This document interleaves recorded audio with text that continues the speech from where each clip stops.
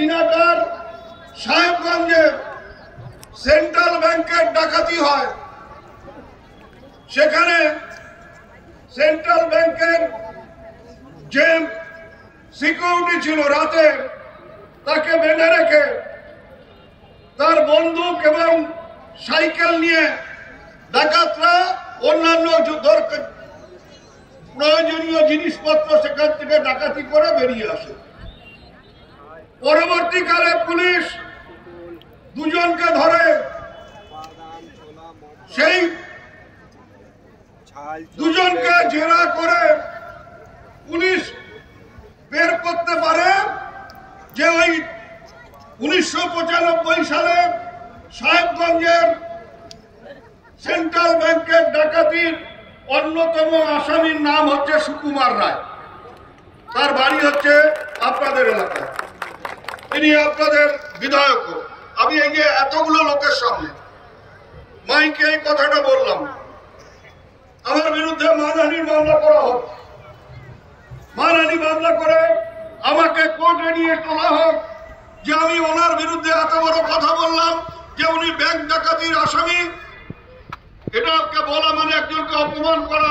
সেটা যদি প্রমাণ করতে পারেন, উনি কোর্ট আমাকে শাস্তি দেবে, সেটার জন্য উনি মানহানি মামলা করতে পারেন। এখনো দিনাটা কোর্টে সেই মামলা চলছে এবং সেই মামলার আসামির নাম হচ্ছে সুকুমার রায়। কিন্তু 2021 সালের বিধানসভা নির্বাচনে তিনি যখন ভোটে দাঁড়ান, আমরা যারা বিভিন্ন নির্বাচনে ভোটে দাঁড়াই, আমাদের বিরুদ্ধে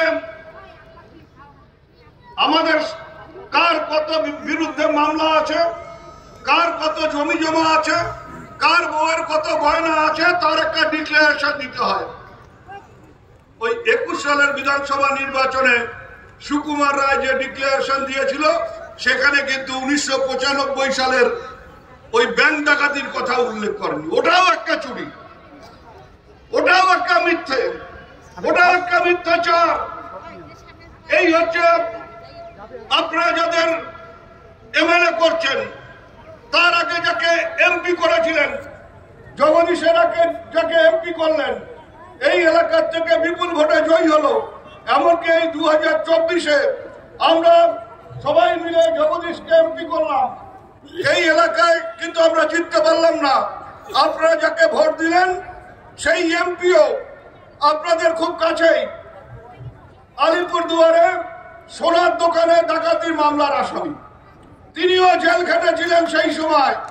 2009 সালে আলিপুরদুয়ারে সোনার দোকানে ডাকাতির মামলা আসামি, তিনি সেই সময় জেল খাটেন। তাহলে কুচবিহার উত্তরের মানুষ, এটা নিয়ে কিন্তু সারা রাজ্যের মানুষের মনে প্রশ্ন জাগবে যে কুচবিহার উত্তরের মানুষ জনপ্রতিনিধি হিসেবে কি ভালো মানুষ চায় না? তারা কি সমাজের ভালো যারা, তাদের চান না? তাদের পছন্দ কি চোর ডাকাত? এই জায়গার থেকে কুচবিহার উত্তরের মানুষকে বেরিয়ে আসতে হবে।